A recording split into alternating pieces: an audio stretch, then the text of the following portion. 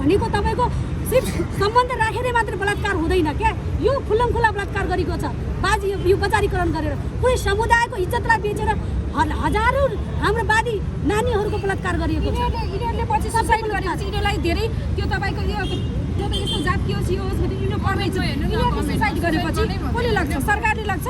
भन्नु न, मेरो भाइहरू बहिनीहरू नानीहरू यिनीहरू पढ्दैछन्, यिनीहरूको दिमागमा के असर पर्छ भन्नु न। हामी खुरखुरी परिरहेका छौँ।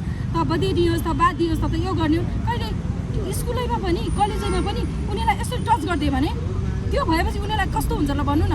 यो जिम्मा कसले लाग्छ? अब फिल्म बनाउने मान्छेले लाग्छ, सरकारले लाग्छ, कसले लाग्छ ल भन्नु त? भाइ बहिनीहरू गरेपछि अन्तिममा तपाईँहरू जुन अहिले यो फिल्म होइन चलिरहेको यो जुन यो लाली बजार भन्ने फिल्म चाहिँ सम्पूर्ण 3 करोड जनता, नेपालको 3 करोड जनता छन्। 3 करोड जनतालाई चाहिँ यो फिल्मको विषयमा के भन्न चाहनुहुन्छ? यो फिल्म चलाउनुहुन्छ या हुँदैन? हेर्न जाने मान्छेहरूलाई के भन्न चाहनुहुन्छ? अन्तिममा चाहिँ तपाईँले यसलाई सुन्नु, म एउटा यो पोस्टरबाट तपाईँलाई भन्न चाहन्छु।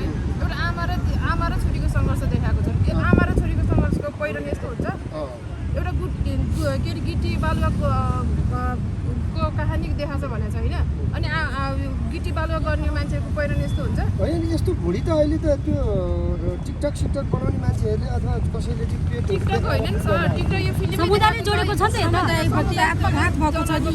अनि बादी जातिको पहिरो स्वस्तिमाले आफू नाङ्गो होस् क्या, स्वस्तिमा खड्का आफू नाङ्गो होस्, तर बादीको रिप्रेजेन्टेट नगरोस् क्या। सम्पूर्ण 3 करोड जनतालाई यो फिल्म चाहिँ हेर्न जानु भन्नुहुन्छ कि नजानु भन्नुहुन्छ? अथवा कसरी चल्छ कि चल्दैन त्यो भन्ने के चाहनुहुन्छ?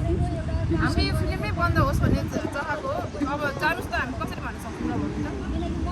तपाईँहरूलाई यदि कुनै पनि 3 करोड नेपाली जनताले साथ दिन्छ भने चाहिँ यो फिल्म हेर्न नगइदिनु भन्ने तपाईँहरूको आशिया छ कि छैन? हामीले हेर्नुहोस् न, यस्तो हो, हामी 3 करोड जनता भनेको हामी नेपाली हौँ होइन। एउटा नेपालीलाई दुःख पर्दा अर्को नेपालीले बुझ्नु भएको छ र हामीले भन्न यो जरुरी पनि छैन।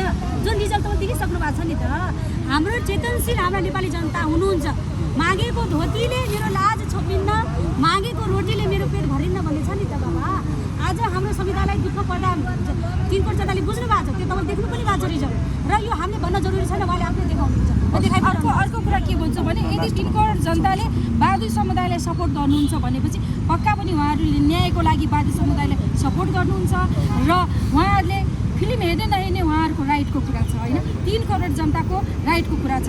किनभने मैले तपाईँले यस्तो नगर्नुहोस्, मैले रोशनीजीलाई पनि भन्न पाउँदैन, तपाईँले पनि भन्न पाउँदैन, उहाँहरूको राइटको कुरा हो।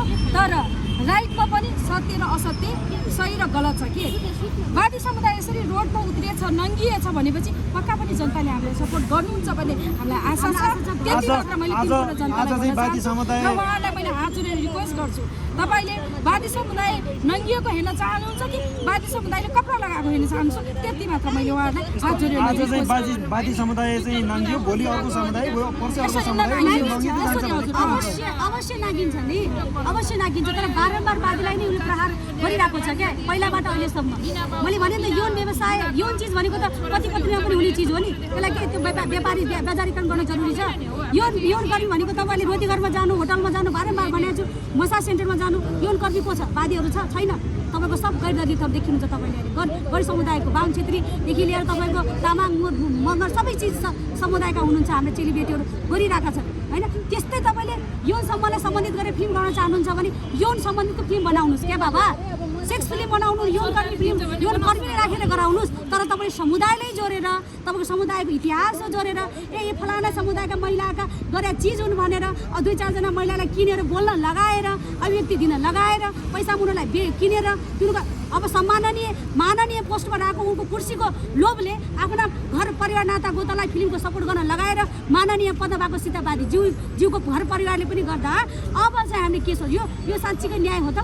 यो हामीले भन्न जरुरी छैन। हाम्रा प्रिय नेपाली जनताहरूले बुझ्नु भएको छ, 3 करोड जनताले बुझ्नु भएको छ, आशा छ र हामीले यो न्याय पाउँछौँ। यो सोमबारको जुन हाम्रो सर्वोच्च अदालतले पनि हामीलाई न्याय दिन्छ भन्ने हामी पूर्ण आशा राख्छौँ।